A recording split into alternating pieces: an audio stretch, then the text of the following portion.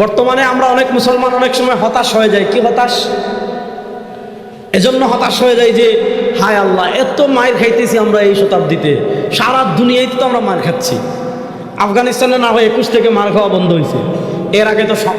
আপনি দেখেন বাংলাদেশে ওই 71 থেকে মার খাচ্ছে মুসলমান, কাশ্মীরে খাচ্ছে, আরাকানে খাচ্ছে, আফগানিস্তানে খাইল, ইরাকে মার খেয়েছে, লিবিয়ায় মার খেয়েছে, লেবাননে মার খেয়েছে, ফিলিস্তিনে মার খাচ্ছে, ইয়ামানে মার খাচ্ছে, হ্যাঁ, জর্ডানে মার খাচ্ছে, সব জায়গায় বসনিয়া হার্জেগোভিনায় মার খাচ্ছে, উইগুরে মার খাচ্ছে, আফ্রিকায় মার খাচ্ছে। আপনি বলতে পারেন যে এত মার খায় আল্লাহ কি করে? আল্লাহ কি দেখেন না? বা আল্লাহরে দোষ দিয়ে লাভ নাই। কেন লাভ নাই জানেন? আল্লাহ তাআলা এই যুগে আমাদেরকে 250 কোটি সংখ্যা দিয়েছেন। পৃথিবীতে মুসলমানদের সংখ্যা কত? 250 কোটি। মুসলমান অতীতে 250 কোটি ছিল না। দেখেন 250 কোটি মুসলমান যদি বলে যে আমরা একটা পেশাব কর্মসূচি দিব, গণ পেশাব কর্মসূচি, বুঝছেন, যে আমরা সবাই ফিলিস্তিনে যাবো, গিয়ে কী করবো? ইসরায়েলের দিকে পেশাব করব। তাহলে 250 কোটি মুসলমান যদি একসাথে পেশাব করে, গত বছর ফেনীতে, এর আগের বছর আমাদের সিলেটে যেরকম বন্যা হয়েছিল না, 250 কোটি মুসলিম একসাথে পেশাব করলে ইসরায়েলে এর চেয়ে বড় বন্যা হয়ে যাবে। তাহলে প্রশ্ন হলো, যাদেরকে আমরা পেশাব করলে ভাসিয়ে দেওয়ার কথা, যাদেরকে আমরা থুতু দিলে ভাসিয়ে দেওয়ার কথা, তারা গত 77 বছর থেকে আমাদেরকে রক্তে ভাসিয়ে দিচ্ছে। আরে যাদেরকে আমরা পেশাব করে দিলে ভাসিয়ে দেওয়ার কথা, তারা রক্ত ভাসিয়ে দিচ্ছে। ভাই আল্লাহরে দোষ দিয়ে লাভ নাই। আল্লাহ তাআলা আমাদেরকে 57টা রাষ্ট্র দিয়েছেন এই শতাব্দীতে। মুসলমানদের 57টা রাষ্ট্র আছে, মুসলমানদের অ্যাটম বোম আছে, অ্যাটম বোম, পারমাণবিক অস্ত্র আছে পাকিস্তানের। আল্লাহ আমাদেরকে 57টা সেনাবাহিনী দিয়েছে, 57টা রাষ্ট্র দিয়েছে। দেখেন পৃথিবীর প্রযুক্তি, আপনার বিমান বলেন, উড়োজাহাজ বলেন, জাহাজ বলেন, গাড়ি বলেন, সব দাঁড়িয়ে আছে পেট্রোলিয়ামের উপর। যদি অকটেন না থাকে, যদি ডিজেল না থাকে, যদি মোবিল না থাকে, যদি কেরোসিন না থাকে, বিমান উঠবে না, গাড়ি চলবে না, জাহাজ চলবে না, মিল কারখানা চলবে না, পুরা পৃথিবী স্থবির হয়ে যাবে। আল্লাহ পেট্রোলিয়াম দিয়েছেন কাদের? আরে ভাই আল্লাহ পেট্রোলিয়ামের খনিজ দিয়েছেন মুসলমানদের। আপনি দেখেন মধ্যপ্রাচ্যের রাষ্ট্রগুলো দেখেন, ওখানে পানির থেকে পেট্রোলিয়াম সস্তা। আল্লাহ সব দিয়েছেন। তারপরে 250 কোটি মুসলমান থাকার পরও আমরা মার খাই কেন? মার খাই একটা, আমরা সংখ্যায় 250 কোটি আছে ঠিক, কিন্তু ওই 250 কোটি মুসলমানদেরকে পরিচালনা করার জন্য যাদেরকে চেয়ারে বসাই, সবগুলো ইহুদি খ্রিস্টানের 5টা গোলাম। কেউ ইসরায়েলের কাছে বিক্রি হয়ে যায়, কেউ আমেরিকার কাছে বিক্রি হয়ে যায়, কেউ ভারতের কাছে বিক্রি হয়ে যায়। গত শতাব্দীতে আমাদের চেয়ারে যাদেরকে বসিয়েছে, সবগুলো ছিল ইহুদি খ্রিস্টানের 5টা গোলাম। এই শতাব্দীতে আর কোনো গোলামকে মুসলমানদের রাষ্ট্র ক্ষমতায় বসাবো না, আর কোনো দালালকে মুসলমানদের রাষ্ট্র ক্ষমতায় বসাবো না ইনশাআল্লাহ। যদি নেতৃত্বের পরিবর্তন এই শতাব্দীতে চলে আসে, রব্বকে আবার কসম করে বলে ইসলামের বিজয় এই শতাব্দীতে কেউ আটকায় রাখতে পারবে না। প্রস্তুত আছেন তো সবাই ইনশাআল্লাহ? জোরে বলেন না ইনশাআল্লাহ। আসেন, ওই যে ইহুদিদের সাথে আমাদের এখান থেকে শুরু হয়েছে। রাসূল সাল্লাল্লাহু আলাইহি ওয়াসাল্লাম তিনি ইমামুল আম্বিয়া, তিনি সাইয়্যিদু ওয়ালাদি আদম। আল্লাহ রাসূল সাল্লাল্লাহু আলাইহি ওয়াসাল্লাম হাদিসে নিজে তার পরিচয় বর্ণনা করছেন। সুবহানাল্লাহ পড়েন। আরে ভাই কিপটামি করেন না, একটু জোরে বলেন না সুবহানাল্লাহ। আল্লাহ রাসূল সাল্লাল্লাহু আলাইহি ওয়াসাল্লাম বলেন, আনা সাইয়্যিদু ওয়ালাদি আদম লা ফাখর, আনা ইমামুল আম্বিয়া লা ফাখর। আল্লাহ রাসূল সাল্লাল্লাহু আলাইহি ওয়াসাল্লাম বলেন, হাসরের মাঠে সব মানুষ উঠবে, আদম থেকে নিয়ে কিয়ামত পর্যন্ত যত মানুষ দুনিয়াতে জন্মগ্রহণ করেছে, আল্লাহ রাসূল সাল্লাল্লাহু আলাইহি ওয়াসাল্লাম বলেন সব মানুষ হাসরের মাঠে উঠবে। আমার নবী বলেন সেদিন সব মানুষের নেতৃত্ব দিব আমি। আল্লাহ রাসূল সাল্লাল্লাহু আলাইহি ওয়াসাল্লাম বলেন লা ফখর, এতে আমার কোনো অহংকার নাই।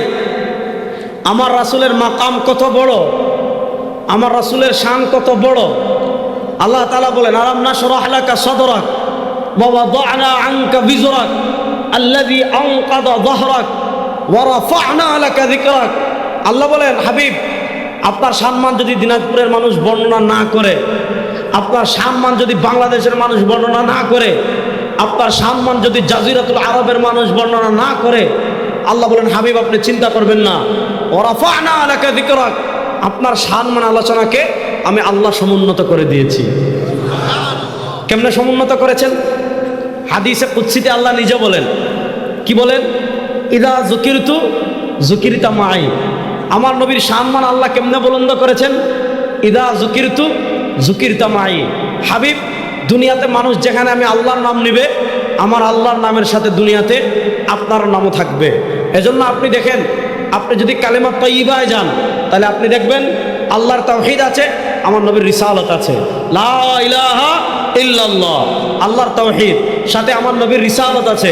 মুহাম্মাদুর, কি প্রেম করেন না, বলেন না মুহাম্মাদুর। আপনি কালিমা শাহাদায় যাবেন, আশহাদু আল্লা ইলাহা ইল্লাল্লাহু ওয়াহদাহু লা শারীকা লাহু, আল্লাহর তাওহীদ পাবেন, সাথে আমার নবীর রিসালাত পাবেন। ওয়া আশহাদু আন্না মুহাম্মাদান আবদুহু ওয়া রাসূলুহু, আপনি আজানে যাবেন, আশহাদু আল্লা ইলাহা ইল্লাল্লাহ, আল্লাহর তাওহীদ পাবেন, সাথে আমার নবীকে পাবেন, আশহাদু আন্না মুহাম্মাদুর রাসূলুল্লাহ। আপনি কবরে যাবেন, মার রাব্বুক, আপনার রবকে, আল্লাহকে পাবেন, সাথে আমার নবীকে পাবেন। ওমান হাযার রাজুলুল লাযী বুইসা ফীকুম, রব্বেকে আবার কসম করে বলি, আপনি হাসরের মাঠে যাবেন, দুনিয়ার কোনো নেতা আপনাকে মনে রাখবে না, দুনিয়ার কোনো নেত্রী আপনাকে মনে রাখবে না, দুনিয়ার কেউ আপনাকে মনে রাখবে না। আমার নবী দুনিয়া থেকে বিদায় নেওয়ার আগে আমাদেরকে ভবিষ্যৎবাণী করে গিয়েছেন, তুই চিন্তা করিস না, আমার রক্তমাখা ইসলাম রেখে যাচ্ছি, আমার দান দান শহীদ করা আদর্শ রেখে যাচ্ছি, ইসলামের উপর অটল থাকবি, আমার আদর্শের উপর অটল থাকবি। আনা ফারাতুল্লাকুম মিনদাল হাউযি ইয়াউমাল কিয়ামা, কিয়ামতের মাঠে আমি নবী হাউজে কাউসারে তোদের জন্য অপেক্ষা করতে থাকবো। আমার নবীর সম্মান বুলন্দ করেছেন কে? আল্লাহ। বলেন না, আরো আস্তে বলেন। আমার নবীর সম্মান বুলন্দ করেছেন কে? আল্লাহ। যে নবীর সম্মান আল্লাহ বুলন্দ করেছেন, ওই নবীর সম্মান দুনিয়ার কেউ খাটো করতে পারবে না ইনশাআল্লাহ। আমার নবীর সম্মান আল্লাহ কেমনে বুলন্দ করেছেন? সরওয়ারে দু আলম সাল্লাল্লাহু আলাইহি ওয়াসাল্লাম 11 হিজরিতে দুনিয়া থেকে বিদায় নিয়েছেন।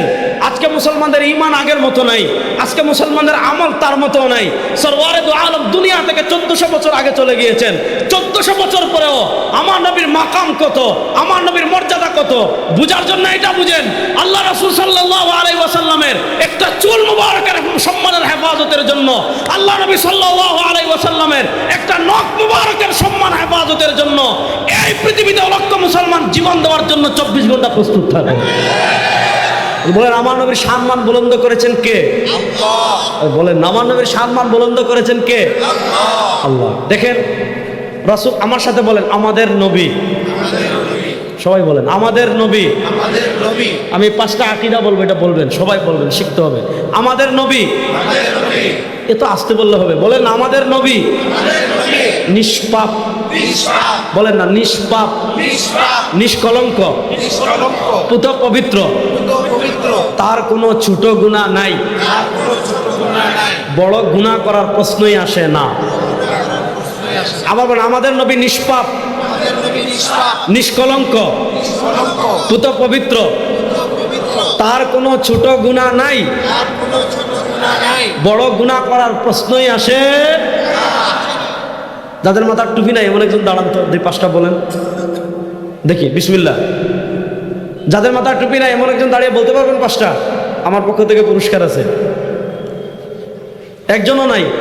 হায় আল্লাহ, একজনও দেখতে টুপি খুলে ফেলতেছে বলার জন্য। মাশাআল্লাহ, বলেন হ্যাঁ বিসমিল্লাহ বলেন।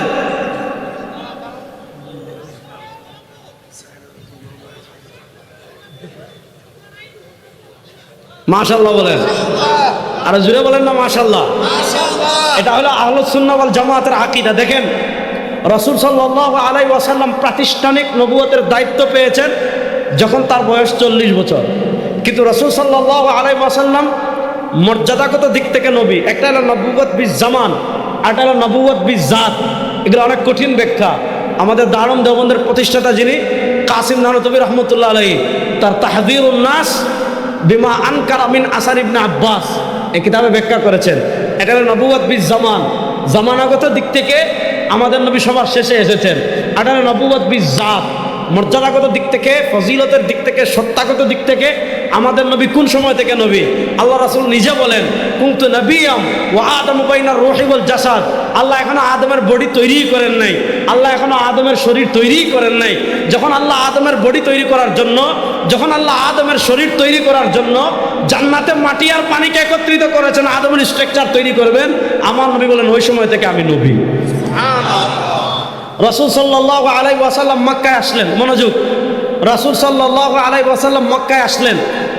মক্কায় আসার পর আপনারা জানেন তিনি প্রাতিষ্ঠানিক দায়িত্ব পাওয়ার আগ পর্যন্ত তার চেয়ে বড় আমানতদার দুনিয়াতে আর কেউ নাই, তার চেয়ে বড় মর্যাদাবান দুনিয়াতে আর কেউ নাই, তার চেয়ে বড় বিশ্বস্ত আরবে আর কেউ নাই, তার চেয়ে বড় চরিত্রবান আরবে আর কেউ নাই।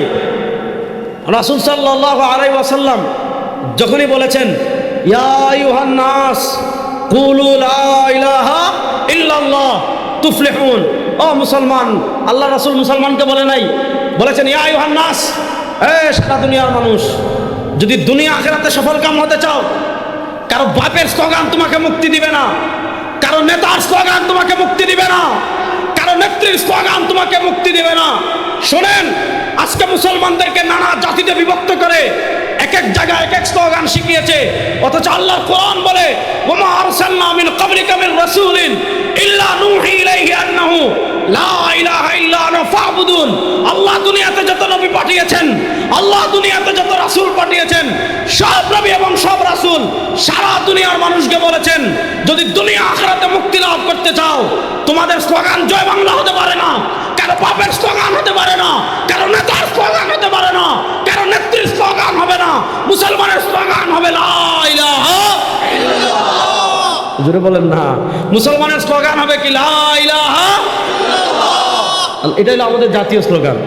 আল্লাহ রাসূল সাল্লাল্লাহু আলাইহি ওয়াসাল্লাম যখনই বলেছেন তোমরা বলো লা ইলাহা ইল্লাল্লাহ, আপনি একটা জিনিস খেয়াল করেন, আল্লাহ রাসূল সাল্লাল্লাহু আলাইহি ওয়াসাল্লাম তো ক্ষমতা চান নাই, আল্লাহ রাসূল সাল্লাল্লাহু আলাইহি ওয়াসাল্লাম তো রাষ্ট্র চান নাই, আল্লাহ রাসূল সাল্লাল্লাহু আলাইহি ওয়াসাল্লাম তো মন্ত্রীগিরি চান নাই, আল্লাহ নবী সাল্লাল্লাহু আলাইহি ওয়াসাল্লাম তো এমপিগিরিও চান নাই, আল্লাহ রাসূল সাল্লাল্লাহু আলাইহি ওয়াসাল্লাম টাকাও চান নাই, আল্লাহ রাসূল সাল্লাল্লাহু আলাইহি ওয়াসাল্লাম পয়সাও চান নাই, আল্লাহ রাসূল সাল্লাল্লাহু আলাইহি ওয়াসাল্লাম নারীও চান নাই। তিনি শুধু বলেছিলেন যদি দুনিয়া আখিরাতে সফল কাম হতে চাও তাহলে বলো লা ইলাহা ইল্লাল্লাহ। হায় রে হায় মুসলমান রে, একটু জুসে বলেন না, যদি আপনি দুনিয়া আখিরাতে মুক্তি লাভ করতে চাও তাহলে বলেন লা ইলাহা ইল্লাল্লাহ। বলেন না, যদি দুনিয়া আখিরাতে মুক্তি লাভ করতে চান তাহলে বলেন লা ইলাহা ইল্লাল্লাহ। তাহলে প্রশ্ন হলো এই সহজ কথাটা আরবরা নিতে পারলো না, করে যে বলবো না, ঠিক আছে ভাই তুমি তোমার মতো থাক, আমরা বলবো না। তারা তার উপর জুলুম কেন করলো? সাহাবা একরামের উপর জুলুম কেন করলো? সাহাবা একরামের উপর অত্যাচারের স্টিম রুলার কেন চালালো? কেন লা ইলাহা ইল্লাল্লাহ মুছে দিতে চাইলো? কারণ আবু জাহেল জানে, উতবা জানে, সাহেবা জানে, মুগীরা জানে, উমাইয়া ইবনে খালাফ জানে, যেখানে লা ইলাহা ইল্লাল্লাহ প্রতিষ্ঠা হয়ে যাবে সেখানে আর কারো বাপের আইন চলবে না। যেখানে লা ইলাহা ইল্লাল্লাহ প্রতিষ্ঠা হয়ে যাবে সেখানে কোনো নেতার আইন চলবে না। যেখানে লা ইলাহা ইল্লাল্লাহ প্রতিষ্ঠা হয়ে যাবে সেখানে কোনো তাগুতের শাসন চলবে না। যেখানে লা ইলাহা ইল্লাল্লাহ বিজয়ী হয়ে যাবে সেখানে গায়রুল্লাহর কোনো বিধান চলবে না। যেখানে লা ইলাহা ইল্লাল্লাহ প্রতিষ্ঠা হয়ে যাবে সেখানে ঘর থেকে নিয়ে রাষ্ট্র পর্যন্ত সমাজ চলবে আল্লাহর আইনে, আল্লাহর আইনের বাইরে কারো আইন চলবে না। শুনেন, এজন্য বাংলাদেশে শুনেন, বাংলাদেশে আমি যদি এখানে আপনাদেরকে নিয়ে জিকির করি লা ইলাহা ইল্লাল্লাহ, আমাদের সরমুনাইরা যেমন হালকায় জিকির করে, এভাবে আমি যদি এখানে জিকির করি খুশি বলবে আজকে হুজুরের ওয়াজ ঠিক আছে, খুব বুজুর্গ মানুষ। এখানে যদি জুবায়ের সাহেব বা রেজাউল করিম সাহেব হাদিয়া দেওয়ার কথা থাকে, বড় করেন 20,000, মানুষ বলে উনি অনেক বড় হুজুর, ওনার একটু হাদিয়া বাড়াই দেন, আলহামদুলিল্লাহ। আপনি মনে করেন মসজিদে প্রত্যেক নামাজের পরে কোনায় বসে জিকির করেন, খুবই ভালো কথা। মানুষ বলবে কি অনেক বড় আল্লাহর ওলি। এক সপ্তাহ বলবে ভাই আপনার টিফিন দেন, আরেক সপ্তাহ বলবে আপনি টিফিন দেন, আরেক সপ্তাহ বলবে ভাই তার টেক্সটাইলে কি করুক, ওনাকে কি করুক, দাওয়াত খাওয়া। হ্যাঁ, আপনার আব্বা মারা গেছেন, মনোযোগ, আপনার আব্বা মারা গেছেন, এক হুজুর কবরস্থানে গিয়ে আপনার বাপের জন্য লা ইলাহা ইল্লাল্লাহ জিকির করতেছে, আপনি তাকে পকেট থেকে 500 টাকা দিবেন। আপনার গাছে প্রথম আম ধরলে এটা হুজুরকে দিবেন, যে অনেক ভালো মানুষ। কিন্তু আপনি যখন এই লা ইলাহা ইল্লাল্লাহটাই যখন রাজপথে বের হয়ে বলবেন, কারো বাপের আইন চলবে না, কারো নেতার আইন চলবে না, কারো নেতৃত্ব স্লোগান চলবে না, আপনি যখন রাজপথে বের হয়ে বলবেন লা ইলাহা ইল্লাল্লাহ, হায় রে হায়, এত মানুষ আর এত আসতে বলেন। আপনি যখন রাজপথে বের হয়ে বলবেন জাতীয়তাবাদের স্লোগান দেবো না, গণতন্ত্রের স্লোগান দেবো না, ধর্মনিরপেক্ষতার স্লোগান দেবো না, সমাজতন্ত্রের স্লোগান দেবো না, দুনিয়ার কোনো তন্ত্রমন্ত্রের স্লোগান দেবো না, আপনি যখন রাজপথে বের হয়ে বলবেন লা ইলাহা ইল্লাল্লাহ, বলেন আপনি যখন রাজপথে বের হয়ে বলবেন লা ইলাহা ইল্লাল্লাহ, আর হাত তুলে বলেন লা ইলাহা ইল্লাল্লাহ, তেরা মেরা রিশতা ক্যা, তেরা মেরা রিশতা ক্যা। যখনই আপনি রাজপথে বের হয়ে বলবেন এই যে রাজাকার আসছে, তখন বলবে এই যে জঙ্গি আসছে, তখন বলবে এই যে মৌলবাদ আসছে, তখন বলবে ওই যে উগ্রবাদ আসবে। কেন বলবে? কারণ তারা জানে রাষ্ট্র যদি লা ইলাহা ইল্লাল্লাহ বিজয়ী হয়ে যায়, আর ভারতের দালালি চলবে না, আমেরিকার দালালি চলবে না, দুর্নীতি চলবে না, টাকা পাচার চলবে না, ধর্ষণ চলবে না। এজন্য আমাদের লা ইলাহা ইল্লাল্লাহ বানাই দিয়েছে খানকার জিকির। অবশ্যই খানকার জিকির। লা ইলাহা ইল্লাল্লাহ যেমন খানকার জিকির, লা ইলাহা ইল্লাল্লাহটা এমন স্লোগান যে স্লোগান সংসদেরও জাতীয় স্লোগান। ইনশাআল্লাহ, ইনশাআল্লাহ বলেন। সময় আর বেশি দিন বাকি নাই ইনশাআল্লাহ। ভাই হিসাব খুব সহজ, ভাই খুব সহজ। গত 100 বছর মায়ের খাইছি, 100 বছর মার দিব। হিসাব খুব সহজ। গত 100 বছর পৃথিবীর প্রান্তে প্রান্তে মুসলমান মায়ের খাইছে, এই 100 বছর মুসলমান মার দিবে। প্রস্তুত থাকেন ইনশাআল্লাহ। গত 100 বছর পৃথিবীর প্রান্তে প্রান্তে আমরা পরাজিত হয়েছি। এই শতাব্দীতে আমাদের বিজয় পৃথিবীর কেউ আটকাই রাখতে পারবে না ইনশাআল্লাহ। এই শতাব্দীতে ইসলামের পতাকা উড়েছে আফগানিস্তানে, পতাকা উড়েছে সিরিয়ায়, কিছুদিনের ভিতর পতাকা উড়বে আফ্রিকায়, পতাকা উড়বে ইয়ামানে, পতাকা উড়বে তুরস্কে, পতাকা উড়বে তুর্কিস্তানে, পতাকা উড়বে মিশ্রে, পতাকা উড়বে জাজিরাতুল আরবে। সময় আর বেশি দিন বাকি নাই, প্রস্তুতি নেন। বাংলাদেশের সংসদেও কালেমার পতাকা উড়বে ইনশাআল্লাহ।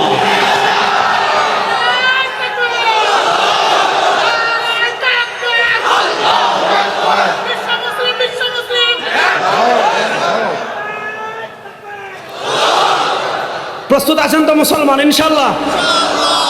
শুনেন, সমুদ্রে দেখবেন যখন ঘূর্ণিঝড় আসে, সমুদ্রের ঘূর্ণিঝড় পৃথিবীর কেউ আটকাই রাখতে পারে না। সরকার বলে আজকে 5 নম্বর সতর্কতা সংকেত, সবাই উপকূল ছেড়ে আশ্রয় কেন্দ্রে যান, কারণ সমুদ্রের ঢেউ সব ছিন্ন বর্ণ করে নিয়ে যায়। এই শতাব্দীতে ইসলামের বিজয়ের ঢেউ উঠবে ইনশাআল্লাহ। ইনশাআল্লাহ উঠা শুরু হয়েছে।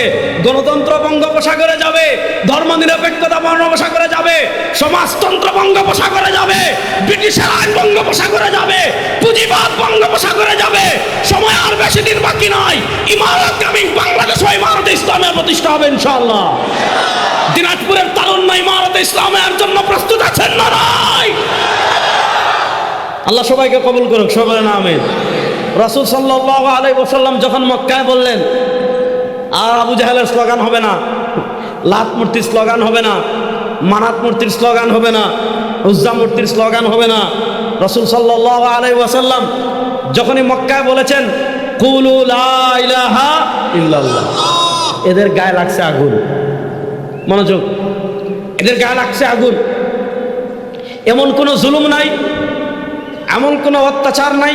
আমি সংক্ষেপে বলছি, এগুলো আপনারা জানেন কম বেশি। সাহাবা একরাম সম্মুখীন হন নাই। একবার হাবশায় আবিসিনিয়ায় ইথিওপিয়া হিজরত হলো, আবার হলো আবু তালেব ইন্তেকাল করলেন, খাদিজাতুল কুবরা রাদিয়াল্লাহু তাআলা ইন্তেকাল করলেন। কাফেরদের জুলুমের মাত্রা বের হলো। আস্তে আস্তে আস্তে আস্তে আস্তে আস্তে 1 2 3 4 করে মুসলমান মদিনা হিজরত করা শুরু করলেন। মনোযোগ, আমি আমার মূল আলোচনার পয়েন্টে চলে আসছি, বুঝেন। রাসূল সাল্লাল্লাহু আলাইহি ওয়াসাল্লামকে কাফেররা যখন দেখলো সব মুসলমান একজন একজন একজন একজন একজন একজন করে মদিনা হিজরত করে চলে যাচ্ছে, তাদের সন্দেহ হলো যে কোনো সময় মুহাম্মদুর রাসূলুল্লাহ সাল্লাল্লাহু আলাইহি ওয়াসাল্লাম হিজরত করে চলে যেতে পারেন। তারা সিদ্ধান্ত নিল তাকে দুনিয়া থেকে বিদায় করে দিবে। সম্মিলিত বাহিনী তার ঘর ঘেরাও করেছে। আল্লাহ রাসূল সাল্লাল্লাহু আলাইহি ওয়াসাল্লাম হযরত সিদ্দিক আকবর রাদিয়াল্লাহু তাআলাকে নিয়ে মক্কা থেকে মদিনার উদ্দেশ্যে হিজরত শুরু করলেন। পয়েন্ট, মনোযোগ। রাসূল সাল্লাল্লাহু আলাইহি ওয়াসাল্লাম যখন মক্কা থেকে মদিনায় হিজরত করা শুরু করলেন, আল্লাহর কাছে তখন দোয়া করছেন, রব্বি আদখিলনি মুদখালা সিদক ওয়া আখরিজনি মুখরাজা সিদক ওয়াজআলনি মিন লাদুনকা সুলতানান নাসীরা। 3টা দোয়া করেছেন। রব্বি আদখিলনি মুদখালা সিদক, আয় আল্লাহ আমাকে মদিনায় শান্তি এবং নিরাপত্তার সাথে প্রবেশ করা, 1 নম্বর দোয়া। 2 নম্বর দোয়া করলেন ও আখরিজনি মুখরাজা সিদক, আল্লাহ আমাকে শান্তি এবং নিরাপত্তার সাথে মক্কা থেকে বের করে দেন। 1 নম্বর দোয়া করলেন শান্তি এবং নিরাপত্তার সাথে মদিনায় প্রবেশ করা। 2 নম্বর দোয়া করলেন শান্তি এবং নিরাপত্তার সাথে মক্কা থেকে বের করে দেন। খুবই কমন দোয়া, কারণ একটা বিপদসংকুল পথে আল্লাহ রাসূল সাল্লাল্লাহু আলাইহি ওয়াসাল্লাম যাত্রা শুরু করছেন। প্রত্যেকটা পদে পদে কি আছে? সমস্যা আছে। প্রত্যেকটা পদে পদে জীবনের ঝুঁকি আছে। এই জন্য রাসূল সাল্লাল্লাহু আলাইহি ওয়াসাল্লাম 1 নম্বর দোয়া করলেন, আল্লাহ আমাকে শান্তি এবং নিরাপত্তার সাথে প্রবেশ করান। 2 নম্বর দোয়া করলেন, আল্লাহ আমাকে শান্তি এবং নিরাপত্তার সাথে বের করে দেন। 3 নম্বর দোয়া করলেন, ওয়াজআলনি, আজকে ইসলামে বানাই ফেলছি খিচুড়ি খাবার ধর্ম, আজকে ইসলামে বানাই ফেলছি মিষ্টি খাবার ধর্ম। হ্যাঁ, এজন্য আমাদের পোলাপান যারা আছে এরা মনে করে জুমার নামাজ পড়তে মসজিদে যায়, গিয়ে দেখছে আজকে জুমাবারে জিলাপি দিছে নামাজের পর, এর পরের সপ্তাহে দেখছে পাতলা খিচুড়ি দিছে, এর পরের সপ্তাহে কোনো বড় লোকের বাপ মারা গিয়েছে, সে গরু জবাই করে তেহারি দিছে। পোলাপান তো খুশি, কই মাশাআল্লাহ আমাদের দেশে ইসলাম তো পুরাপুরি আছে, একটা শুক্রবার মসজিদে খাবার মিস নাই, অর্থাৎ মসজিদে খাবার আছে, পোলাপান খুশি, তো ইসলামই আছে। শুনেন, আল্লাহ রাসূল সাল্লাল্লাহু আলাইহি ওয়াসাল্লাম মক্কা থেকে যখন মদিনায় যাচ্ছেন 3 নম্বর দোয়া করেছেন, ওয়াজআলনি মিন লাদুনকা সুলতানান নাসীরা, আয় আল্লাহ আপনার পক্ষ থেকে আমাকে সাহায্যকারী ভূখণ্ড ক্ষমতা দান করেন। কেন সুলতানান নাসীরা, সাহায্যকারী ভূখণ্ডের দোয়া আল্লাহ তাআলা কেন করলেন? ক্ষমতার দোয়া আল্লাহ রাসূল সাল্লাল্লাহু আলাইহি ওয়াসাল্লাম কেন করলেন? আপনি তাফসীর ইবনে কাসির টান দিলে পাবেন, আপনি তাফসীর ইবনে জারীর তাবারি টান দিতে পাবেন। মক্কায় আল্লাহ রাসূল সাল্লাল্লাহু আলাইহি ওয়াসাল্লাম 13 বছর ছিলেন। এই 13 বছরে ইসলামের সব বিধানাবলী তিনি প্রতিষ্ঠা করতে পারেন নাই। এই 13 বছরে পূর্ণাঙ্গ দিন তিনি মক্কায় বাস্তবায়ন করতে পারেন নাই। এই 13 বছরে ইসলামের যে দণ্ডবিধি আছে সেই দণ্ডবিধি তিনি মক্কায় বাস্তবায়ন করতে পারেন নাই। মক্কায় পূর্ণাঙ্গ দিন রাসূল সাল্লাল্লাহু আলাইহি ওয়াসাল্লাম কেন বাস্তবায়ন করতে পারেন নাই? মক্কায় ইসলামের সকল ফরজ বিধানাবলী আল্লাহ রাসূল সাল্লাল্লাহু আলাইহি ওয়াসাল্লাম কেন বাস্তবায়ন করতে পারেন নাই? মক্কায় ইসলামের দণ্ডবিধি আল্লাহ রাসূল সাল্লাল্লাহু আলাইহি ওয়াসাল্লাম কেন বাস্তবায়ন করতে পারেন নাই?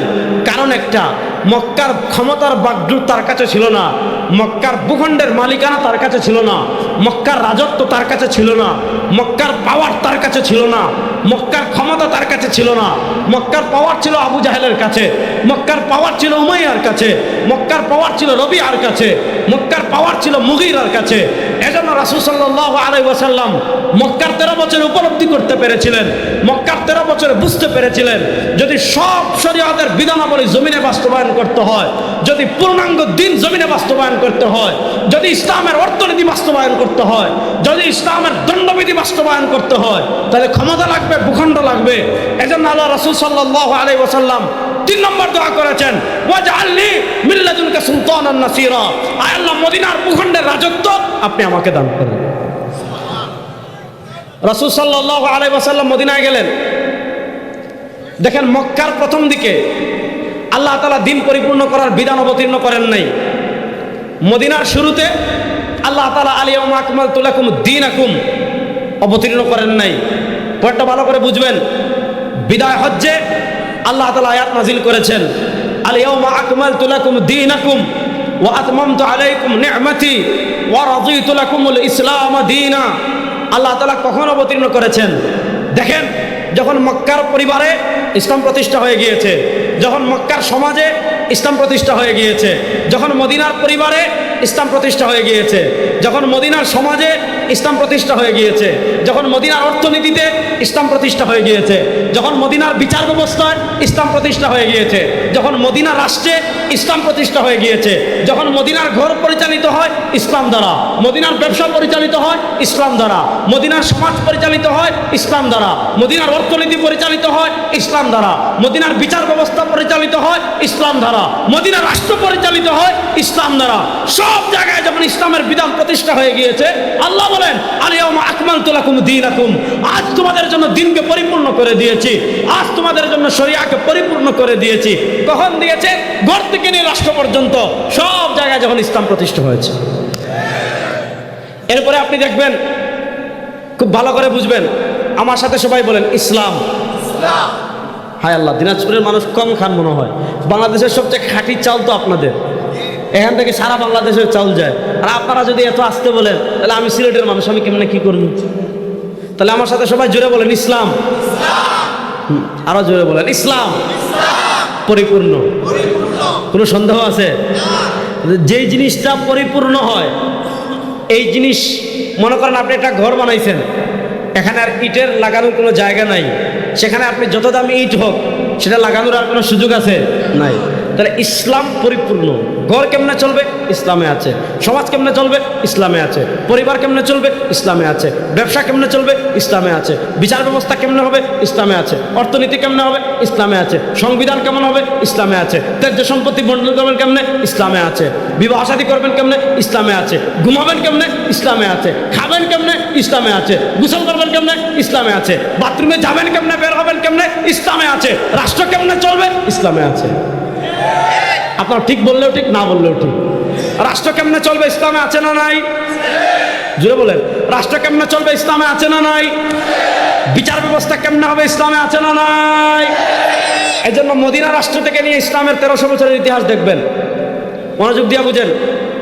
মদিনা রাষ্ট্র থেকে নিয়ে ইসলামের 1300 বছরের ইতিহাস দেখবেন, রাষ্ট্র আর ইসলাম একসাথে এসেছে।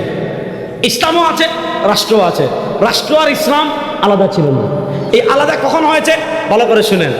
যখন ফরাসি বিপ্লব হয়েছে, যখন ইউরোপিয়ান যে দেশগুলো আছে, এই ইউরোপিয়ান দেশগুলোতে তারা একটা দেখলো বিশাল মুসিবত। কি মুসিবত? ইউরোপিয়ান যে খ্রিস্টান রাজ্যগুলো আছে, আমার দিকে তাকাবেন সবাই, ইউরোপিয়ান যে খ্রিস্টান রাজ্যগুলো আছে, ওগুলা একসময় গির্জার দ্বারা প্রবল প্রভাবিত ছিল। রাষ্ট্রের সবকিছু, যেমন মনে করেন পাকিস্তানের সবকিছু নিয়ন্ত্রণ করে সেনাবাহিনী, ঠিক তেমনি ভাবে খ্রিস্টান যে রাষ্ট্রগুলো ছিল, খ্রিস্টান রাষ্ট্রের সবগুলা নিয়ন্ত্রণ করতো গির্জা। রাষ্ট্রের রাষ্ট্রপতি কে হবে? ওই গির্জার যে পুরোহিত আছে সে নির্ধারণ করে দিত। রাষ্ট্রের প্রধানমন্ত্রী কি হবে? গির্জার পুরোহিত নির্ধারণ করে দিত। রাষ্ট্রের সংবিধান কি হবে? গির্জা নির্ধারণ করে দিত। রাষ্ট্রের আইন কি হতো? গির্জা নির্ধারণ করে দিত। রাষ্ট্রের বিচার ব্যবস্থা কি হবে? গির্জা নির্ধারণ করে দিত। রাষ্ট্রের অর্থনীতি কি হবে? গির্জা নির্ধারণ করে দিত। রাষ্ট্র পরিচালনার মৌলিক থিম কি হবে? গির্জা নির্ধারণ করে দিত। রাষ্ট্র কার সাথে সন্ধি করবে? গির্জা নির্ধারণ করে দিত। রাষ্ট্র কার সাথে যুদ্ধ জড়াবে? গির্জা নির্ধারণ করে দিত। অর্থাৎ রাষ্ট্রের সব কিছু, রাষ্ট্রের সব পাওয়ারের জায়গায় ছিল পুরোহিতরা, গির্জাওয়ালারা। তারা যাই বলতো রাষ্ট্র ওইভাবে চলতো। তারা যে আইন করে দিত রাষ্ট্র ওইভাবে চলতো। তো খ্রিস্টান যারা রাষ্ট্র পরিচালক ছিল, তারা দেখলো এটা তো একটা বিশাল সমস্যা। কিরে, সব জায়গায় গির্জা মাথা কামায়, এইভাবে চলবে না। তখন তারা একটা স্লোগান দিয়েছে, কায়সার কায়সার, গির্জা গির্জা। বা এই রাষ্ট্র থাকবে রাষ্ট্রের মতো, গির্জা থাকবে গির্জার মতো। আপনি ধর্ম পালন গির্জায় করবেন, আপনি আধ্যাত্মিকতা অর্জন গির্জায় করবেন, আপনি অন্য কোনো ধর্মীয় বিষয় পালন করবেন গির্জা করবেন। অর্থাৎ তারা স্লোগান দিয়েছে ধর্ম থাকবে গির্জায়, রাষ্ট্রের সাথে গির্জার কোনো সম্পর্ক নাই। রাষ্ট্র কেমনে চলবে? ধর্ম মাথা কামাবে না। রাষ্ট্রের বিচার, আমাদের সিলেটের মানুষের জন্য তিনটাই, আপনাদের জন্য কয়টা? মার রব্বুক, তারপরে কি? মামা দিন। কবরে জিজ্ঞাসা করবে তোমার দিন কি? আপনি দুনিয়াতে টকশোতে বসে বলেন ধর্ম নিরপেক্ষতায় বিশ্বাসী, নির্বাচন আসলে ভোট পাওয়ার জন্য বলেন ধর্ম নিরপেক্ষতায় বিশ্বাসী।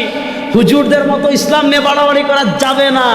খালি কবরে যখন নাকির মুনকির জিজ্ঞাসা করবে বোমা দিন, বলবেন ইয়া নাকির, আমি তো ধর্ম নিরপেক্ষতায় বিশ্বাসী।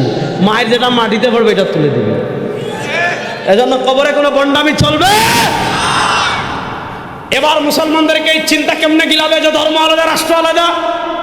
এই রাষ্ট্র থেকে ইসলামকে মাইনাস করার ষড়যন্ত্র হিসাবে, বিচার ব্যবস্থা থেকে ইসলামকে মাইনাস করার ষড়যন্ত্র হিসাবে, সংবিধান থেকে ইসলামকে মাইনাস করার ষড়যন্ত্র হিসাবে খ্রিস্টানরা একটা মতবাদ আবিষ্কার করেছে, যেটার নাম হলো সেকুলারিজম, যেটার নাম হলো ধর্মনিরপেক্ষতা। ধর্মনিরপেক্ষতা যারা আবিষ্কার করেছে, প্রথমত খুব কড়া ডোজ দিছে মুসলমানদের। কি দিছে? যে ধর্মনিরপেক্ষতা মানি জীবনের সব জায়গা থেকে ধর্মের ছায়াকে মুছে দিতে হবে। আপনার ব্যক্তি জীবনে, আপনার পারিবারিক জীবনে, আপনার সামাজিক জীবনে, আপনার রাষ্ট্রীয় জীবনে, আপনার জীবনের কোথাও ধর্মের কোনো ছায়া থাকবে না। পরে দেখলো না, এটা মুসলমান খাবে না। কারণ মুসলমান যে এক মাসে ক্ষমতার জন্য ১৫০০ মানুষকে পাখির মতো গুলি করে হত্যা করে ফেলতে পারে। আমাদের সম্মানিত আপা,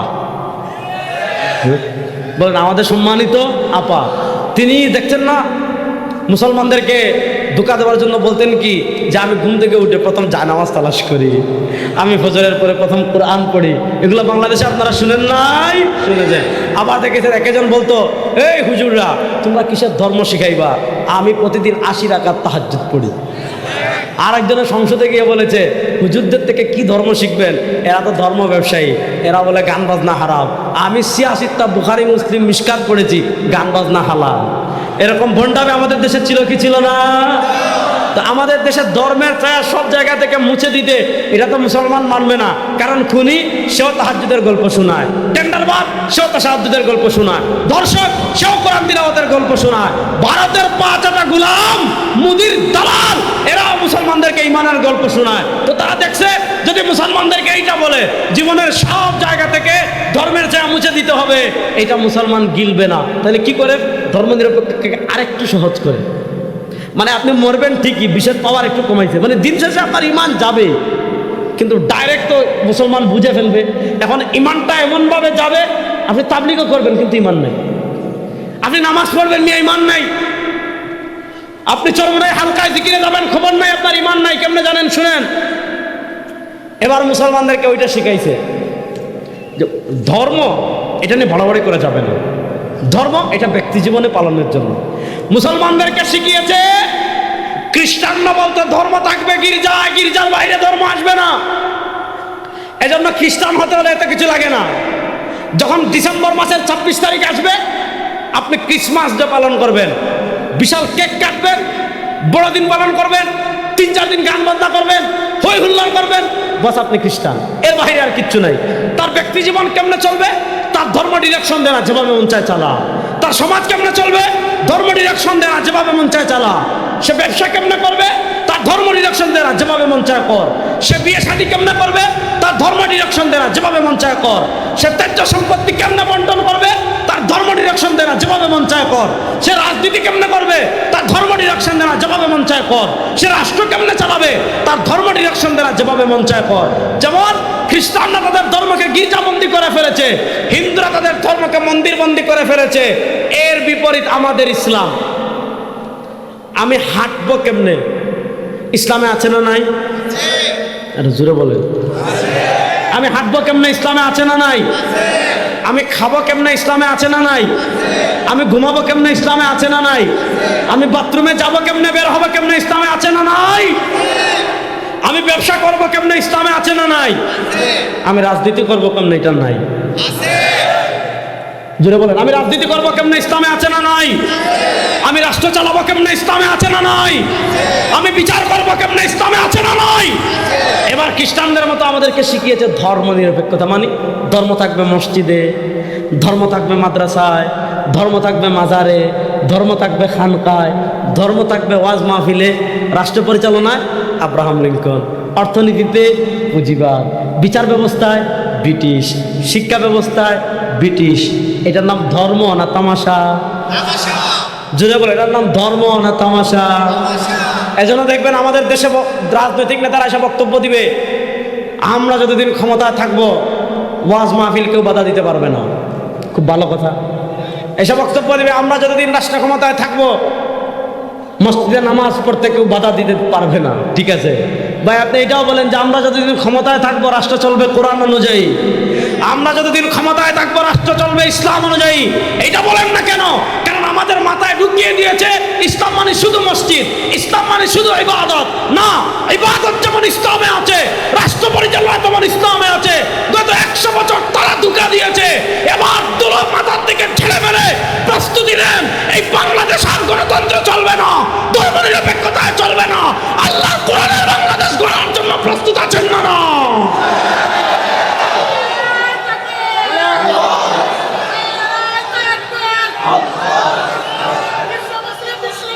শুনেন,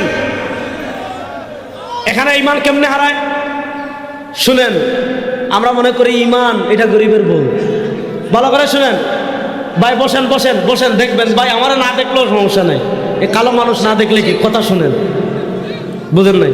আমি এরকম সুদর্শন না, স্মার্টও না, আর এমনও না যে বিশাল আবা কাবা পরে ওয়াজ করি। ভাই আমার সারা দুনিয়ার পথে ঘাটে সব জায়গায় দেখবেন, রাখেন, সমস্যা নাই, কথা শুনেন। শুনেন, আমরা ইমানরে বানাই ফেলছি আজকে গরিবের ভাবি। শুনেন, 1 নম্বর ফতোয়া শুনেন ভাই। বসেন বসেন, আস্তে আস্তে বসেন ভাই। মঞ্চ থেকে আপনারা একটু পিছান, ওরা দেখতে পাচ্ছেন না। আমি আপনাদের কথা বলছি তো, আপনারা ধৈর্য ধরেন, একটু এদিকে পিছান। শুনেন, আমাদের জাতীয় মসজিদের খতিব মাওলানা মোহাম্মদ আব্দুল মালেক, নাম শুনছেন না? আল্লাহ তাকে সুস্থতার সাথে দীর্ঘ নেক হায়াত দান করুন। তার উস্তাদ হলেন শেখ আব্দুল ফাত্তাহ আবু হুদ্দা রাহিমাহুল্লাহ, 1417 হিজরিতে ইন্তেকাল করেছেন। তার উস্তাদ শেখ আব্দুল ফাত্তাহ আবু হুদ্দা আল্লামা জাহিদ কাউসারি রহমতুল্লাহ আলাইহি, আল্লামা জাহিদ কাউসারি রহিমাহুল্লাহ 1371 হিজরিতে ইন্তেকাল করেছেন। আল্লামা জাহিদ কাউসারি রহিমাহুল্লাহর লেখা মাকালা সমগ্র আছে, রচনা সমগ্র। আরবি নাম হলো মাকালাতুল কাউসারি। এই মাকালাতুল কাউসারির ভিতর আল্লামা জাহিদ কাউসারি রহিমাহুল্লাহ একটা মাকালা লিখেছেন, যে মাকালার নাম হলো হুকম মুহাওয়ালাতি ফসলুদ্দিন আনিদ দৌলা। যে মাকালার নাম হলো হুকম মুহাওয়ালাতি ফসলুদ্দিন আনিদ দৌলা। ধর্ম আলাদা, রাষ্ট্র আলাদা, এই কথা বলার বিধান। উনি বলেছেন ফাল মুসলিম ইদা তালাবা বিমিসলি যালিকা বিসালামাতি আকলি। কোন মুসলমান যদি সুস্থ মস্তিষ্কে, মনোযোগ, কোন মুসলমান যদি সুস্থ মস্তিষ্কে জেনে শুনে এই কথা বলে, ধর্ম আলাদা, রাষ্ট্র আলাদা। মনোযোগ মনোযোগ মনোযোগ। কোন মুসলমান যদি জেনে শুনে সুস্থ মস্তিষ্কে রাজনীতির নামে, নেতার চামচামির নামে, নেত্রীর চামচামির নামে, ভারতের দালালির নামে, আমেরিকার দালালির নামে, আধুনিকতার নামে, স্মার্ট ইসলামের নামে, যেই নামে কোন মুসলমান এই কথা বলবে যে ধর্ম আলাদা, রাষ্ট্র আলাদা, এই কথা বলতে দেরি, সে মুরতাদ হতে দেরি না, তার ঈমান থাকবে না। আপনি নামাজ পড়বেন আর বলবেন রাষ্ট্রে ইসলাম লাগবে না। আপনি রোজা রাখবেন, বলবেন বিচার ব্যবস্থা ইসলাম লাগবে না। আপনি নামাজ পড়বেন, বলবেন সংবিধানে ইসলাম লাগবে না। আপনি নামাজ পড়বেন, বলবেন অর্থনীতি লাগবে না, বন্যামি চলবে না। নামাজে যেমন ইসলাম লাগবে, রাষ্ট্র পরিচালনায় তেমন ইসলাম লাগবে। তাহলে বলেন রাষ্ট্র পরিচালনা কেমনে হবে? ইসলামে আছে না নাই? জোরে বলেন না। রাষ্ট্র ভাই আপনারা একটু বসেন না কেন? এত বলতেছি ভাই, একটু যে যেখানে আছেন আল্লাহর ওয়াস্তে বলতেছি, বসেন। আল্লাহর ওয়াস্তে বলে একটু বসে যান ভাই। আমার না দেখলে কিছুই হবে না। এই যে আমাকে এত বড় পিছনে এলইডি স্ক্রিন দিছে, আমাকে তো দেখাই যায় এখানে। একটু বসেন ভাই, আপনি বসেন ভাই। হায় আল্লাহ, আল্লাহ আমাদের সবাইকে, ভাই সবাই দুরূদ শরীফ পড়ি। আল্লাহুম্মা সাল্লি আলা মুহাম্মাদ ওয়া আলা আলি মুহাম্মাদ সাল্লি আলাল হাবিব। ভাই সবাই রাসূল সাল্লাল্লাহু আলাইহি ওয়াসাল্লামের উপর দুরূদ শরীফ পড়েন, সব ঠিক হয়ে যাবে ইনশাআল্লাহ। এবার সবাই আমার দিকে তাকান। তাহলে কেউ যদি বলে ধর্ম আলাদা, রাষ্ট্র আলাদা, তার ঈমান আছে না গেছে? জুড়ে বলেন। কেউ যদি জেনে শুনে কথা বলে ধর্ম আলাদা, রাষ্ট্র আলাদা, তার ঈমান আছে না গেছে? গেছে। এবার আসেন পরের প্রশ্নে যাই। আমাদের বাংলাদেশের বয়স 54 বছর হয়েছে। আমি গত বছর চট্টগ্রামে আমার বক্তব্যে বাংলাদেশের সব শাহবাগীদেরকে 1 কোটি টাকার চ্যালেঞ্জ দিয়েছিলাম। যে কি চ্যালেঞ্জ? আমাদের মুক্তিযুদ্ধের চেতনা কখনো ধর্মনিরপেক্ষতা ছিল না। বলেন, আমাদের মুক্তিযুদ্ধের চেতনা কখনো ধর্মনিরপেক্ষতা ছিল না। জোরে বলেন, জোরে বলেন, যুবকরা বলেন, আমাদের মুক্তিযুদ্ধের চেতনা কখনো ধর্মনিরপেক্ষতা ছিল না। আমাদের মুক্তিযুদ্ধের চেতনা ছিল 3টা। কি? যখন মুক্তিযুদ্ধ চলে, মুক্তিযুদ্ধ শুরু হয়েছে 26শে মার্চ, আর 10ই এপ্রিল মানে মুক্তিযুদ্ধ শুরু হওয়ার 14 দিন পরে স্বাধীনতার ঘোষণাপত্র জাতির উদ্দেশ্যে পেশ করা হয়েছিল চুয়াডাঙ্গার মুজিবনগর থেকে। সেখানে বলা হয়েছিল 3টা চেতনাকে বাস্তবায়ন করার জন্য আমরা মুক্তিযুদ্ধ করব। 1 নম্বর সাম্য, 2 নম্বর মানবিক মর্যাদা, 3 নম্বর সামাজিক সুবিচার। সাম্য, মানবিক মর্যাদা, সামাজিক সুবিচার, এই 3টা মূলনীতিকে সামনে রেখে আমরা মুক্তিযুদ্ধ করব। যখন মুক্তিযুদ্ধ চলে তখন মুসলমানদেরকে বলেছে মুক্তিযুদ্ধের চেতনা 3টা: সাম্য, মানবিক মর্যাদা, সামাজিক ন্যায় বিচার। এই 3 চেতনাকে সামনে রেখে আমাদের দেশে মুক্তিযুদ্ধ হলো। 16ই ডিসেম্বর দেশ স্বাধীন হলো। দেশ স্বাধীন হয়েছে 71 ডিসেম্বরে। 72-এ আমাদের দেশে একটা সংবিধান লেখা হয়েছে। মনোযোগ, এই সংবিধান বাংলাদেশে বসে লেখা হয় নাই, এই সংবিধান লেখা হয়েছে ভারতে। ভারতে বসে যে 72-এর সংবিধান, এই সংবিধানে ইসলাম বিরোধী যা কিছু আছে কোনো কিছু আমরা মানি না। হিসাব সহ। সংবিধান বড় না ঈমান বড়? বলে না। সংবিধান বড় না ঈমান বড়? আপনি সংবিধানের দোহাই দিয়ে ইসলাম বিরোধী আইন করবেন, এই তামাশা বাংলাদেশে আর চলবে না ইনশাআল্লাহ। এই 72-এর সংবিধানে বলল আমাদের মুক্তিযুদ্ধের চেতনা চারটি: বাঙালি জাতীয়তাবাদ, সমাজতন্ত্র, ধর্মনিরপেক্ষতা, গণতন্ত্র। এই চারটা চাপিয়ে দিল। 54 বছর বাংলাদেশের রাষ্ট্র পরিচালনা হয়েছে আব্রাহাম লিঙ্কনের আদর্শ দিয়ে। বাংলাদেশের অর্থনীতি পরিচালিত হয়েছে পুঁজিবাদ দিয়ে। বাংলাদেশের বিচার ব্যবস্থা পরিচালিত হয়েছে ব্রিটিশের আইন দিয়ে। বাংলাদেশের শিক্ষা ব্যবস্থা পরিচালিত হয়েছে ব্রিটিশের আইন দিয়ে। এবার 1 নম্বর বুঝেন, আমাদের দেশের রাষ্ট্র পরিচালিত হয় আব্রাহাম লিঙ্কনের আদর্শ দ্বারা। মনোযোগ, আমাদের দেশের রাষ্ট্র পরিচালিত হয় আব্রাহাম লিঙ্কনের আদর্শ দ্বারা। এবার একদিকে আব্রাহাম লিঙ্কনের আদর্শ, এবার বলেন রাষ্ট্র পরিচালনার জন্য ইসলামের আদর্শ আছে না নাই? আপনারা কি ক্লান্ত হয়ে গেছেন? ক্লান্ত হয়ে গেলে আমি ছুটি নিব, একটু ধৈর্য ধরেন। বলেন, একটা হলো আব্রাহাম লিঙ্কন বলে রাষ্ট্র চলবে এইভাবে, তার থিমেই। তো আব্রাহাম লিঙ্কন তার থিম দিয়েছে, সেটা ভালো মন্দ আমি পরে যাব, কিন্তু আগে বলেন রাষ্ট্র পরিচালনার জন্য ইসলামের থিম আছে না নাই? বলেন ইসলামের থিম আছে না নাই?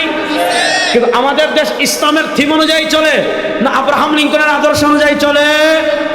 এখন ইমান মানুষ কেমনে হারায়? আমাদের দেশে ইসলাম অনুযায়ী চলে না। আমরা চেষ্টা করব ইসলাম অনুযায়ী রাষ্ট্র পরিচালনা করার। আমরা চেষ্টা করব রাষ্ট্র ক্ষমতা ইসলামকে নেওয়ার। ইনশাল্লাহ কয় না? দেখছেন এভাবে হাত এভাবে মুষ্টিবদ্ধ করে বলেন ইনশাল্লাহ। আব্রাহাম লিঙ্কনের আদর্শ 54 বছর বাংলাদেশ দেখেছেন। আব্রাহাম লিঙ্কনের আদর্শ পাস না ফেল?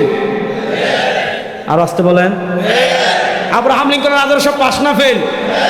আব্রাহাম লিঙ্কনের আদর্শ দিয়ে বাংলাদেশের সাম্য প্রতিষ্ঠা করা গিয়েছে। আব্রাহাম লিঙ্কনের আদর্শ দিয়ে বাংলাদেশে ন্যায় বিচার প্রতিষ্ঠা করা গিয়েছে। আব্রাহাম লিঙ্কনের আদর্শ দিয়ে বাংলাদেশের দুর্নীতি বন্ধ করা গিয়েছে। আব্রাহাম লিঙ্কনের আদর্শ দিয়ে বাংলাদেশের চুরি বন্ধ করা গিয়েছে। যে আব্রাহাম লিঙ্কনের আদর্শ 54 বছর বাংলাদেশে ব্যর্থ হয়েছে, যুবকরা প্রস্তুতি নেন, সময় এসেছে আব্রাহাম লিঙ্কনের আদর্শকে বঙ্গোপসাগরে নিক্ষেপ করে আল্লাহর কোরআনের আদর্শ বাংলাদেশে প্রতিষ্ঠা করার জন্য, কোরআনের রাত বাংলাদেশে প্রতিষ্ঠা করার জন্য তোমরা যুবকরা প্রস্তুত আছো না নাই?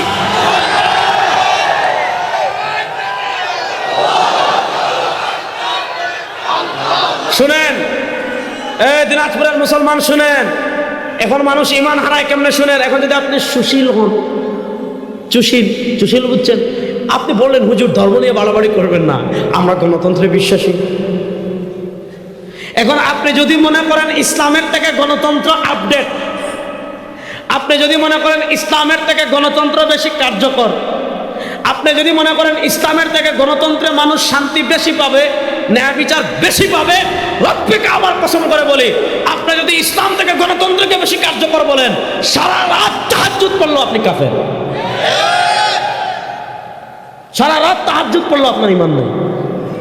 একদিকে গণতন্ত্র আব্রাহাম লিঙ্কন, আরেকদিকে আমার আল্লাহ এবং তার রাসূলের আদর্শ। গণতন্ত্র বাংলাদেশে ফেল হয়েছে, ফেল। এবার ইসলামকে প্রতিষ্ঠা করার জন্য যুবকরা রেডি আছে তো ইনশাআল্লাহ? বিপ্লবের ঢেউ পুরো পৃথিবীতে গর্জে উঠছে, আপনারা দেখতে পাচ্ছেন। বাংলাদেশের জুলাই আগস্টে বিপ্লব অর্ধেক হয়েছে, ভারতের আধিপত্যবাদকে পরাজিত করেছি। সামনে আরেকটা বিপ্লব হবে, ইসলামের বাংলাদেশ গড়ার বিপ্লব, কোরআনের বাংলাদেশ বিপ্লব গড়ার বিপ্লব, আবার নবীর আদর্শ বাস্তবায়নের বিপ্লব ইনশাআল্লাহ। সেই বিপ্লবে রক্ত ঝরার প্রয়োজন হলে প্রস্তুত আছো তো যুবকরা? আল্লাহ সবাইকে কবুল করে, সবাই বলেন আমিন। তাহলে এবার বলেন রাষ্ট্র কেমনে চলবে? ইসলামে আছে না নাই? এবার আসেন, আমাদের বাংলাদেশ রাষ্ট্রের সবচেয়ে বড় সমস্যা কি জানেন? আপনি দেখেন চীনে 1978 সালে দুর্ভিক্ষ হয়েছে। এই যুবকরা এই ওয়াজটা আপনাদেরকে করছি শুনেন। আপনি চ্যাট জিপিটিতে জিজ্ঞেস করলেই পাবেন, আপনি এআইকে জিজ্ঞেস করলেই পাবেন। আমাদের স্বাধীনতার কয়েক বছর পরে দেখবেন ইনে দুর্ভিক্ষ হয়েছিল চীনে, খাবার পায় নাই, পোশাক পায় নাই, সারা দুনিয়া থেকে এরা ভিক্ষা করে নিয়েছে। আজকে সেই চীন কোথায় আর আমরা কোথায়?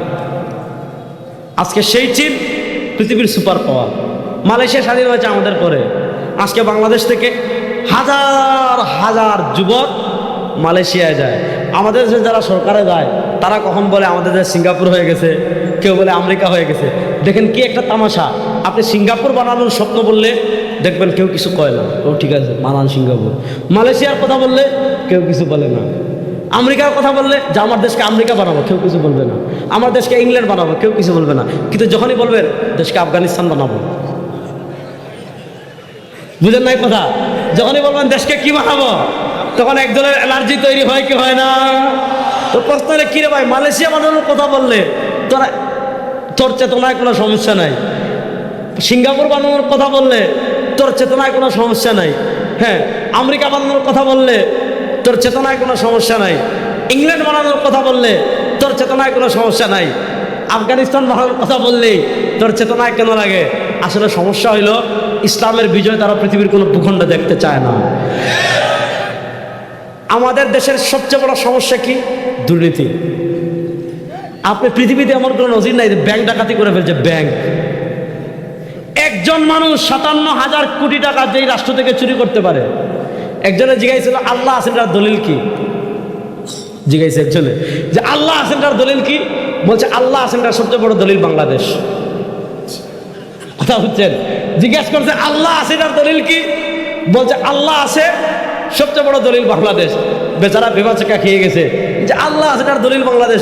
বা এত দুর্নীতির পর, এত চুরির পর, এত খেয়ানতের পর, এত টাকা পাচারের পর, ব্যাংক ডাকাতির পর, শেয়ার বাজার ডাকাতির পর, উন্নয়নের নামে রডের বদলে বাস দেওয়ার পর, গম চুরির পর, ডাল চুরির পর, রাষ্ট্রের সব কিছু চেটে পুটে খাবার পরও এই রাষ্ট্রের ধ্বংস হচ্ছে না। বোঝা গেল আল্লাহ একজন আছেন। যদি আল্লাহ না থাকতেন বাংলাদেশ কবে ধ্বংস হয়ে যেত। কথা ভালো করে বুঝেন। এই বাংলাদেশে এত নিয়ম কেন? বাংলাদেশে এত দুর্নীতি কেন? বাংলাদেশে এত চুরি কেন? বাংলাদেশে এত ধর্ষণ কেন? আপনি দেখেন বাংলাদেশে অপরাধের যে বিচার ব্যবস্থা আছে, এই পয়েন্টটা খুব ভালো করে বুঝবেন। চুরি করলে এই শাস্তি, ডাকাতি করলে এই শাস্তি, টাকা পাচার করলে এই শাস্তি, দুর্নীতি করলে এই শাস্তি, রাষ্ট্রের টাকা পাচার করলে এই শাস্তি। এই যে শাস্তির যে কাঠামো, এটা ইসলামের না ব্রিটিশের? ইসলামের। শুনছেন? ব্রিটিশের। কার? বাংলাদেশ রাষ্ট্র যে কাঠামো অনুযায়ী চলে, যে চুরি করলে এই শাস্তি দিব, ডাকাতি করলে এই শাস্তি দিব, ধর্ষণ করলে এই শাস্তি দিব, টাকা পাচার করলে এই শাস্তি দিব, ক্ষমতার অপব্যবহার করলে এই শাস্তি দিব, মানুষ খুন করলে এই শাস্তি দিব, ইপটিজিং করলে এই শাস্তি দিব, মদ খেলে এই শাস্তি দিব। এই যে শাস্তির যে কাঠামো, এটা কি ইসলামের না ব্রিটিশের? বাংলাদেশ রাষ্ট্র চলে কার আইনে? ব্রিটিশের আইনে। বলেন বাংলাদেশ রাষ্ট্র চলে কার আইনে? ব্রিটিশ। বাংলাদেশের বিচার ব্যবস্থা কার আইনে? ব্রিটিশের আইনে। এবার পয়েন্ট বুঝেন। একটা হলো ব্রিটিশের বিচার ব্যবস্থা, এর বিপরীত ইসলামের বিচার ব্যবস্থা আছে না নাই? সবাই বলেন ইসলামের বিচার ব্যবস্থা আছে না নাই? ইসলাম অপরাধ নিয়ন্ত্রণের জন্য 3 প্রকারের শাস্তি দিয়েছে। ব্রিটিশ বলে অপরাধ 2 প্রকার, শাস্তি 2 প্রকার, এটা দেওয়ানি, এটা ফৌজদারি। আর ইসলাম বলে, আমার সাথে বলেন, হুদুদ। বলেন না হুদুদ। সবাই বলেন হুদুদ, কিসাস, তাজিরাত। শুধু তো স্টেজের মানুষই বলতেছেন, ওখান থেকে তো বুঝাই যাচ্ছেন আপনারা বলছেন। আমার সাথে বলেন হুদুদ, কিসাস, তাজিরাত। আবার বলেন হুদুদ, কিসাস, তাজিরাত। তাহলে আপনারা বলেন, যেই ব্রিটিশের ওয়াহির ইলম নাই, মদ খায়, গাঞ্জা খায়, শুয়োর খায়, হ্যাঁ, বান্দরের গোশত খায়, গরুর পেশাব খায়, এরা যে আইন তৈরি করবে, এটা মানুষের জন্য বেশি কল্যাণকর না আল্লাহ দিয়েছেন সেটা বেশি কল্যাণকর? মানুষের কোনটা অপরাধ নিয়ন্ত্রণ করবে? যারা মদ আর নারী নিয়ে রাত্রে পড়ে থাকে, দিনের পর দিন যায় গোসল করে না, শরীর থেকে কুত্তার গন্ধ আসে, এরকম বিখাউজ গন্ধ, গোসল না করার কারণে। সপ্তাহ যায় দাঁত ব্রাশ করে না, মিসওয়াকও করে না, কথা বললে মনে হয় যে মুখ থেকে পায়খানার গন্ধ আসতেছে। এরা যে আইন করবে, এটা অপরাধ বেশি নিয়ন্ত্রণ করবে না আল্লাহর বিধান বেশি নিয়ন্ত্রণ করবে? দেখেন এখানে মানুষ ইমান হারায় কেমনে। আমাদের দেশের হাইকোর্ট বলেন, আমাদের দেশের সুপ্রিম কোর্ট বলেন, মনোযোগ যুবকরা, আগে বলেছি রাজনীতি থেকে ইমান বড়, নেতার থেকে ইমান বড়, নেত্রী থেকে ইমান বড়। আমাদের দেশের যে বিচার কাঠামো, এটা ব্রিটিশের দেওয়া। ইসলামী বিচার কাঠামো নাই। আমরা ইসলামী বিচার ব্যবস্থা বাস্তবায়নের চেষ্টা করব যতদিন প্রাণ থাকবে শরীরে, ইনশাআল্লাহ। কিন্তু আপনি যদি বলেন ইসলামের বিচার ব্যবস্থা থেকে ব্রিটিশেরটা আপডেট, ইসলামের বিচার ব্যবস্থা থেকে ব্রিটিশের বিচার ব্যবস্থা অপরাধ নিয়ন্ত্রণের জন্য বেশি কার্যকর, অথবা মনে করেন ইসলাম এটা মধ্যযুগে ছিল, যে যুগে ইন্টারনেট ছিল না, ফেসবুক ছিল না, গুগল ছিল না, ইউটিউব ছিল না, বিমান ছিল না, কিছুই ছিল না, ওই যুগের জন্য এটা কার্যকর ছিল। এখন মানুষ অনেক আপডেট হয়ে গিয়েছে, এখন আর এটা কার্যকর না। একথা বলতে দেরি, আপনি মুরতাদ বেঈমান হতে দেরি না। এবার বলেন, ইসলামে দণ্ডবিধি আছে না নাই?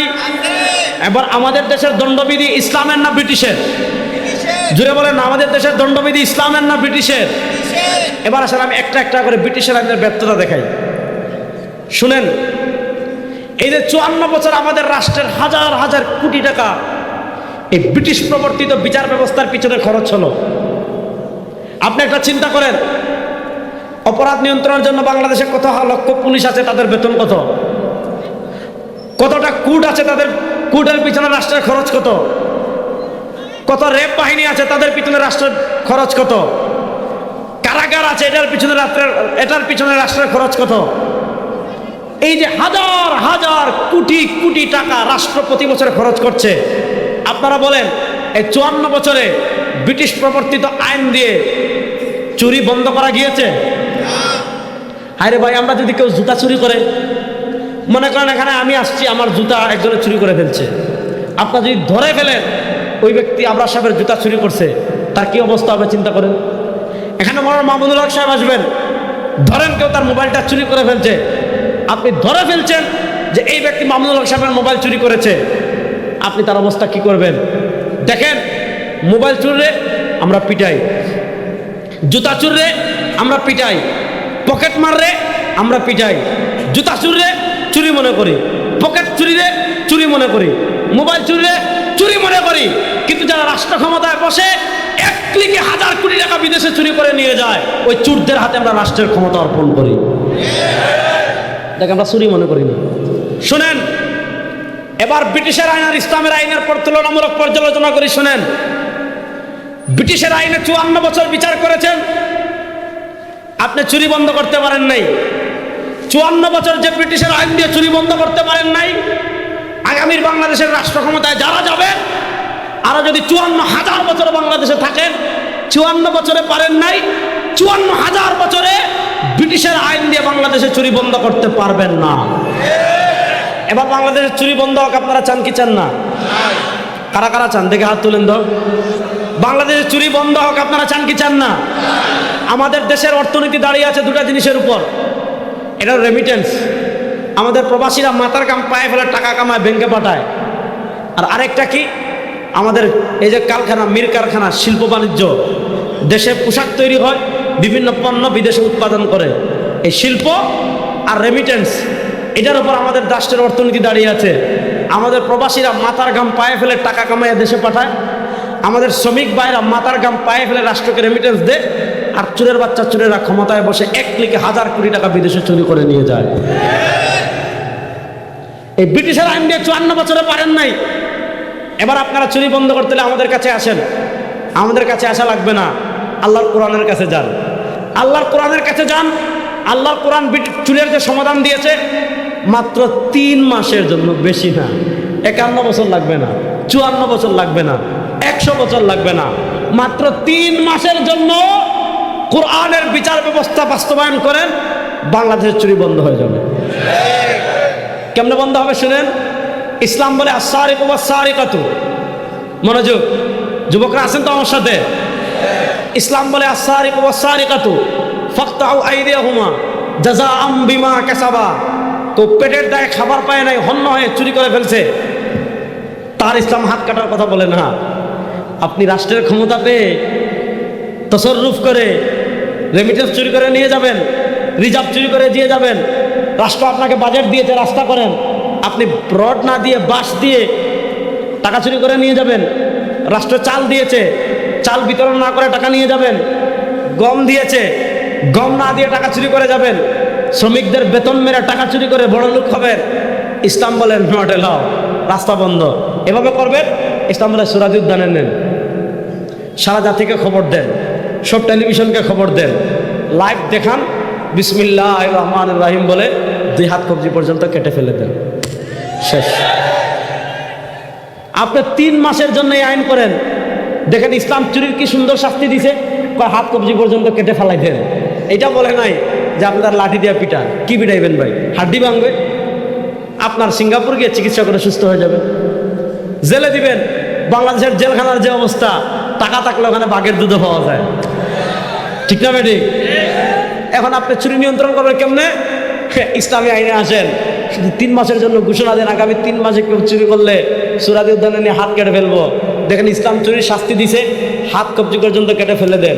এখন আপনি নেতা হয়ে, জননেতা হয়ে, জনতার সেবক হয়ে, ফুলের মতো চরিত্রের অধিকারী হয়ে টাকা চুরি করবেন। কর্মীদের কাছে আসবেন দিনাজপুর অথবা সিলেট, কর্মীরা হাজার হাজার মোটরসাইকেল নিয়ে নেতা মহোদয়কে কি রিসিভ করতে গিয়েছে। অমা নেতা মহোদয় তো মাথা বের করেন, মাগার হাত তো আর বের করেন না, মাগার কি করেন না, হাত বের করেন না। অনেক কষ্টের পর জনতাকে অভিনন্দন দেওয়ার জন্য নেতা হাত বের করছেন। যখনই জনতা দেখবে নেতাজির দিকে হাত 2টা কাটা, তখন বুঝে এটা নেতা না, এটা কি বল না, তখন বুঝবে এটা নেতা না, এটা কি। আপনি এমপি হয়ে এলাকায় আসবেন, মন্ত্রী হয়ে এলাকায় আসবেন, প্রধানমন্ত্রী হয়ে এলাকায় আসবেন, মানুষ যখন দেখবে কিরে এমপি সাহেবের দিকে হাত তো নাই, তখন বুঝবে এটা এমপি না, এটা কি চোর। আপনি পীর হয়ে চুরি করবেন, মুরিদ আসবে আপনার দরবারে খাসি নিয়ে, মুরিদ আসবে ছাগল নিয়ে, মুরিদ আসবে গরু নিয়ে, আইসা বলবে বাবা আপনাকে ছাগল দিয়েছি, আজকে যদি আপনি মাথায় হাত বুলিয়ে দোয়া না করেন আমি আপনার দরবার থেকে যাব না। কিন্তু পীর সাহেব তার হাত বের করে না। মুরিদও তোমার নাসর বান্দা, বলে বাবা খাজা বাবা আপনি যতক্ষণ পর্যন্ত হাত দিয়ে মাথায় আশীর্বাদ না দিবেন আমি আপনার পায়ে পড়ে যাব, আমি যাব না। পীর সাহেব তো হাত বেরই করে না। অনেকক্ষণ পরে পীর সাহেব বাধ্য হয়ে যখন হাত বের করছে, মুরিদ দেখে কিরে পীর সাহেবের তো দেখে হাত নাই, তখন বুঝবে এটা পীর না, এটা কি। এই জন্য বলেন এটা পীর না, এটা কি। অর্থাৎ আপনি কবরে যাবেন কিন্তু আপনার চুর পরিচয় মুছতে পারবেন না। আপনি কবরে যাবেন, আপনার সন্তানকে মানুষ বলবে তোর বাপ চুরির কারণে হাত কাটা গিয়েছিল, তুই চুরের বাচ্চা, আপনার বংশ আর পৃথিবীতে দাঁড়াতে পারবে না। ইসলাম চুরির এমন শাস্তি দিয়েছে, 54 বছরে 7 মাতার ব্রিটিশের আইন দেখেছেন, 7 মাতার ব্রিটিশের বিচার ব্যবস্থা দেখেছেন, 54 বছর ব্রিটিশের আইন ব্যর্থ হয়েছে, চুরি বন্ধ করতে পারে নাই। রব্বেকে আবার কসম করে বলি, মাত্র 3 মাসের জন্য ইসলামের বিচার ব্যবস্থা প্রতিষ্ঠা করেন, সব চুরি দুর্নীতি বাংলাদেশে বন্ধ হয়ে যাবে। ইসলামের বিচার ব্যবস্থা দেখার জন্য যুবকরা প্রস্তুত আছে? আহা, আর কিভাবে বুঝাইলে আপনারা বুঝবেন বলেন? বা এটা বলে লাভ নাই। শুনেন শুনেন আমার কথা শুনেন। আমরা ওয়াদ এসে স্লোগান দেয় ইসলামের শত্রুরা হুঁশিয়ার সাবধান, তারা তো ভাই সাবধানী, আর কি করবে। আপনি ঘরে বসে আছেন, ডাকাত আপনার ঘরে ঢুকে স্বর্ণ নিছে, রূপা নিছে, টাকা নিছে, সব শেষে আর কিছু পাচ্ছে না, দেখলো পাতিলের ভিতর গুস্ত রান্না করা ভাত খেয়ে গেছে। তা আপনি খাটে বসে বলতেছেন ডাকাত সাবধান, ডাকাত সাবধান। সে কিন্তু টাকাও নিছে, পয়সাও নিছে, আর কিছু পাচ্ছে না। ফ্রিজ খুলে দেখছে কাঁচা গুস্ত আছে, এটাও নিয়ে গেছে। ভাই তারা আপনার রাষ্ট্র ক্ষমতা থেকে ইসলামকে সরাইয়া গণতন্ত্র দিছে, আপনার বিচার ব্যবস্থা থেকে ইসলামকে সরিয়ে ব্রিটিশের আইন দিয়েছে, আপনার অর্থনীতি থেকে ইসলামকে সরিয়ে পুঁজিবাদ দিছে, সবই তো তাদের। আর আমরা স্লোগান দিচ্ছি ইসলামের, আরেকজনের মুখে পড়ে গেছে, বুঝেন নাই? হাই কত বড় সাহসে আমার মুখে টর্চলাইট মার্শাল লাগা গেছে হাঙ্গামা। আমাদের দেশের রাস্তায় লাশ দেখবেন, পাহাড়ে লাশ দেখবেন, নদীতে লাশ দেখবেন, মসজিদে লাশ দেখবেন, বাজারে লাশ দেখবেন, মার্কেটে লাশ দেখবেন, রাজনীতিতে লাশ দেখবেন, লাশ আর লাশ। এমন কোনো দিন নাই বাংলাদেশে খুন হয় না। অথচ ইসলামের সবচেয়ে ভয়ঙ্কর যে অপরাধ সেটা হলো খুন। এবার বলেন এই যে এত আর্মি, এত বিজিবি, এত র্যাব, এত পুলিশ, এত কারাগার, এত হাইকোর্ট, এত সুপ্রিম কোর্ট, এত বিচার, এত কিছু, আমাদের দেশে খুন বন্ধ হয়েছে? ধর্ষণ বন্ধ হয়েছে? আমাদের দেশে খুন পর্যন্ত গেছে। মানে খুনের ব্যাপারে মানুষ কি পরিমাণ উদাসীন। আর্জেন্টিনা খেলতেছে, ব্রাজিল খেলতেছে, এগুলো আমাদের দেশ থেকে হাজার হাজার মাইল দূরে। আমাদের বাংলাদেশ না খেলে, না বাংলাদেশে খেলা হয়, না বাংলাদেশের প্লেয়াররা যায়, খেলা হয় হাজার মাইল দূরে, খেলে হাজার হাজার 2 মাইল রাষ্ট্রে। কিন্তু দেখা যাচ্ছে 2022 সালে যখন বিশ্বকাপ হয়, ব্রাজিল আর্জেন্টিনার খেলা নিয়ে বাংলাদেশে মারামারি করে বানা গেছে 22 জন। কয়জন? আল কাতিল ওয়াল মাকতুল কিলাহুমা ফিন্নার। যে মারছে সেও জাহান্নামী, যে মরছে সেও জাহান্নামী, 2 জন জাহান্নামী। তাহলে প্রশ্ন হলো আমাদের দেশে খুন এত সস্তা হলো কেন? যে ব্রাজিল আর্জেন্টিনা নিয়ে পোলাপাইন মার করে মারা যায়? খুন এত সস্তা হলো কেন? পাকিস্তান ভারতের ম্যাচ নিয়ে মারামারি করে মারা যায়, কারণ হলো খুনের যে ন্যায় বিচার আমাদের দেশে সেই ন্যায় বিচার নাই। ব্রিটিশ প্রবর্তিত খুনের মামলার বিচার কি? ব্রিটিশ বলে আপনার ভাই খুন হয়েছে, আপনার বোন খুন হয়েছে, আপনার বাপ খুন হয়েছে, আপনার মা খুন হয়েছে, ব্রিটিশ বলে আপনি থানায় মামলা করতে যান। এখন দেখা যায় যে খুন করেছে সে যদি সরকার দলের হয়, থানা অনেক সময় মামলাও নিতে চায় না। এগুলো আমাদের দেশে আছে না নাই? এই স্বজনপ্রীতি আমাদের দেশে আছে না নাই? আবার কেউ যে ক্ষমতায় আছে তার পক্ষের যদি না হয়, দেখা যায় তার নামে এমনিতে মামলা দিয়ে দেয়। এদের তামাশা আমাদের দেশে আছে না নাই? এটা ব্রিটিশের বিচার ব্যবস্থা। কিছুদিন আগে আমার নামে মামলা দিয়েছে। কি মামলা? আমি জঙ্গি মামলা দিয়েছে, এই 2 মাস আগে। কি মামলা? যে রেজাউল করিম আবরার সাহেব যুবকদেরকে প্রস্তুত করতেছে, সে পাকিস্তানে গিয়ে টিটিপির সাথে জিহাদের যোগ দিবে। আমার কথা, ওটা বাংলাদেশি তো আমরা আবাদ করতে পারতেছি না। আগে নিজের দেশে ইসলাম প্রতিষ্ঠা করবো, তার না হলে অন্য দেশে যাবো। আমার দেশ তুই আমি ওই দেশে যাবো, ঠিক আছে। মামলা দিল, আমি 3 নাম্বার জঙ্গি, ঠিক আছে, দিল। মানে ব্রিটিশ প্রবর্তিত বিচার ব্যবস্থা আমি বুঝাচ্ছি। বাংলাদেশের একজন উপদেষ্টা উনি আমাকেও ডাকলেন সচিবালয়, আর যে মানে আইও মামলা দিছে তারেও ডাকলেন। সে যে আমি এটাও জানে না, ও আগে গেছে, পরে আমি গেছি। আমাকে দেখে যে জয় ধরতেছে, হুজুর আপনার বক্তব্য কিন্তু ইউটিউবে আমি শুনি। বুঝেন নাই যে আমার নাম মামলা দিছে, হুজুর আপনার বক্তব্য কিন্তু আমি ইউটিউবে শুনি। উপদেষ্টা স্যার বললেন আপনি তো ওনাকে চিনেনি, বললেন উনি কোন দল করে তাও জানেন, উনি ইসলামী আন্দোলন করে তাও জানেন, হ্যাঁ উনি কি বক্তৃতা করে তাও জানেন, ওনার ভীষণ কি তাও জানেন, ওনাকে জঙ্গি মামলা দিলেন কেন? বলে স্যার আমি তো দেই নাই, এটা উপরের নির্দেশ, উপর থেকে দিছে। এটা হলো ব্রিটিশের আইন। এরকম তামাশা আমাদের দেশে আছে না নাই? আল্লামা মামুনুল হক সাহেব আসতেছেন, তার নামে কি মামলা দিয়েছে জানেন? তিনি নয়া পল্টনে একজন ভ্যান চালকের মোবাইল চুরি করেছেন। আমাদের চরমনায়ের বিশ্বাস মুফতি সৈয়দ মোহাম্মদ রেজাউল করিম, তার নামে কি মামলা দিয়েছিল? তিনি বরিশালে একজন সবজি বিক্রেতার 5,000 টাকা চুরি করেছে। এগুলো হলো ব্রিটিশ প্রবর্তিত আইন। এই তামাশা বাংলাদেশে চলুক, এটা আপনারা চান? যুবকরা আওয়াজ দাও, এই তামাশা বাংলাদেশে চলুক আপনারা চান? এই স্বজনপ্রীতির বিচার বাংলাদেশে বুড়িগঙ্গায় নিক্ষেপ হোক, এটার পক্ষে তোমরা আছো না? তো ব্রিটিশ বলে আপনি মামলা দিবেন, তামাশা করবে, মামলা দিয়ে কাম শেষ না। ব্রিটিশ বলে থানায় মামলা দেন, তারপর কোথায় যান? দিনাজপুর কোর্টে যান। কোর্টে গেলেই কি লাগে? বলে না কি লাগে? মামলা। এবার বিচারক বলবে আগামী 10 তারিখ শুনানি হবে, 10 তারিখ শুনানি হবে। মামু উকিল ধরেন, মামু উকিলের পিএস রে, মামু সাক্ষী আনেন, মামু। 1 মাস যায়, শুনানি করে 5 মাসের জন্য শুনানি স্থগিত করা হইল। 10 বছর যায়। আমাদের বাংলাদেশে এরকম আসামি আছে 20 বছর আগে খুন করেছে, এখনো রায় বাস্তবায়ন হয় নাই, কারাগারে আছে। জোহর ভাই এরকম আসামি আছে না নাই? আছে। তো ব্রিটিশ প্রবর্তিত আইন বলে 20 বছর যাবে, 22 বছর যাবে, মাগার আপনার জুতা ক্ষয় হয়ে যাবে। আপনি প্রথম দিনাজপুর, তারপর হাইকোর্টে, তারপর সুপ্রিম কোর্টে ঘুরতে ঘুরতে ঘুরতে ঘুরতে আপনার জুতা ক্ষয় হয়ে যাবে, মাগার রায় বাস্তবায়ন হবে না। 5 বছর যায়, রায় বাস্তবায়ন হয় না। 10 বছর যায়, রায় বাস্তবায়ন হয় না। 30 বছর যায়, রায় বাস্তবায়ন হয় না। বেচারা বলবে কিরে, বাইরে হারাইলাম, বাপরে হারাইলাম, টাকাও হারাইলাম, পয়সাও হারাইলাম, এখন দেখছি জমি জমা বিক্রি হয়ে যাচ্ছে। আর দুনিয়ার একটা বাস্তবতা কি জানেন? আপনার যখন কবরে ঘাস উঠে যাবে, আপনার হাড্ডি গুস্ত চর্বি যখন মাটির সাথে মিশে যাবে, আপনার আত্মীয় স্বজন আর আপনাকে মনে রাখবে না। যখন আপনার ভাই দেখবে, আপনার সন্তান দেখবে, বাপরে তো আর পাবো না, এখন বিচারের যে অবস্থা, বাড়িগুলা বিক্রি করা লাগবে, বলবে ধর বাপরে তো আর যখন পাবো না, আর খবর নাই, এখন সে আর খবর নেয় না। এদিকে যে খুন করেছে তার তো প্রিয় অভিভাবক আছে, সে দুর্নীতি করে 1000 কোটি টাকা কামিয়ে ফেলেছে, ঘুষ দিয়ে 10-12 বছর পরে চুপ করে জামিন নিয়ে বের হয়ে যায়। এরকম নজির আমাদের দেশে আছে না নাই? এটা হলো ব্রিটিশের বিচার ব্যবস্থা। ব্রিটিশের বিচার ব্যবস্থার মৌলিক ত্রুটি কোথায়? ব্রিটিশের বিচার ব্যবস্থার মৌলিক ত্রুটি হলো বিচার কার্যকারিতা দেরি হয়। আমাদের দেশে এত খুন, আর ইসলাম কি বলে? ইসলাম বলে আজকে রাত্রে খুন করেছে। হুজুর চলে আসছেন? মাশাআল্লাহ, হুজুর চলে আসলেই আমি ছাড়বো। হ্যাঁ, হুজুর আসে নাই, তাহলে একটু শুনেন।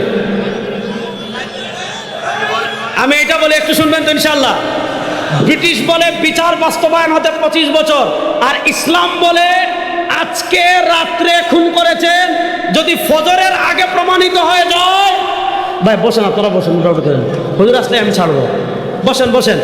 ইসলামের বিচার ব্যবস্থা হলো প্রমাণ হওয়ার সাথে সাথে আপনি যেইভাবে খুন করেছেন আপনাকে ওইভাবে খুন করা হবে। মনে করেন আপনি আরেকজনের মাথা ফাটাইছেন, ইসলাম বলে পরের দিন আপনার মাথা ফাটানো হবে। আপনি আরেকজনের দাঁত ভেঙেছেন, ইসলাম বলে আপনার দাঁত ভেঙে দেওয়া হবে। আপনি আরেকজনের চোখ নষ্ট করেছেন, ইসলাম বলে আপনার চোখ নষ্ট করে দেওয়া হবে। এই 54 বছর ব্রিটিশের আইনে বিচার করে খুন বন্ধ করতে পারেন নাই, চাঁদাবাজি বন্ধ করতে পারেন নাই, সন্ত্রাসী বন্ধ করতে পারেন নাই, দর্শন বন্ধ করতে পারেন নাই। রব্বকে আবার কসম করে বলি, মাত্র 3 মাসের জন্য ইসলামের বিচার ব্যবস্থা প্রতিষ্ঠা করেন, ইনশাআল্লাহ খুন বন্ধ হয়ে যাবে। ইনশাআল্লাহ খুন বন্ধ হয়ে ইসলামের বিচার ব্যবস্থা বাংলাদেশে প্রতিষ্ঠা হোক। আপনারা চান কি চান না? জোরে বলেন, ইসলামের বিচার ব্যবস্থা বাংলাদেশে প্রতিষ্ঠা হোক। আপনারা চান কি চান না? আল্লামা মাহমুদুল হক এসেছেন, একজন দাঁড়িয়ে স্লোগান দেন।